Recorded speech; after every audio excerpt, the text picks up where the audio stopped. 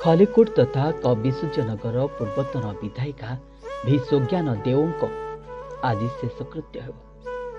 खलिकोट स्थित बासभवन को मरशरीर अणाଯାଇଛି। आज अंतिम दर्शन पर एक विराट शोभायात्रा सहरर परिक्रमा कर अपराह्न 3टारे अंतिम संस्कार कराजिबो बोली सूचना मिली। तांकर पुष्यपुत्र डाक्टर साकेत रामाराव मुखाग्नि देवा नहीं सूचना मिली। गतकाली चेन्नई सुज्ञान देव मरशरीर भुवनेश्वर विमान बंदर में पहुंचवा पर शंख भवन अणाଯାଇଥିଲା। सेठारे बीजेडी नेता और समर्थक सुज्ञान देव श्रद्धांजलि देवा सह शेष दर्शन करथिले। मुख्यमंत्री शंख भवन सुज्ञान को श्रद्धांजलि देथिले। परे सुज्ञानर मरशरीर को तांकर विधानसभा को निया सेठारे सबु दलर विधायक और मंत्री उपस्थित रही खलिकोट राणी को दर्शन करने सह श्रद्धांजलि देछंती।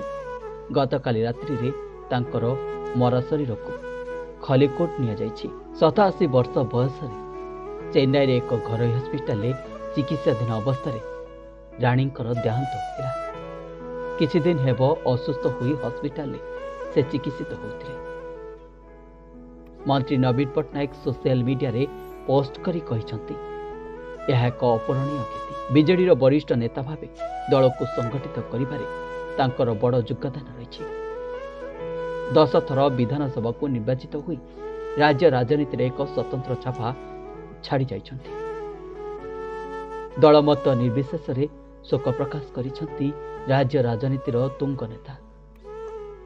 निजे केबे मंत्री हुई नांती किंतु अन्य को मंत्री करिबारे सोज्ञान देव प्रमुख भूमिका थिला। गंजाम राजनीति रे 6 दशंधि धरी तांकर प्रभाव थिला। खलिकोट राजनीति रे तांकर अखंड प्रभाव रही। हेले आज तांकर शेषकृत्य। ब्यूरो रिपोर्ट प्रतिदिन टीवी।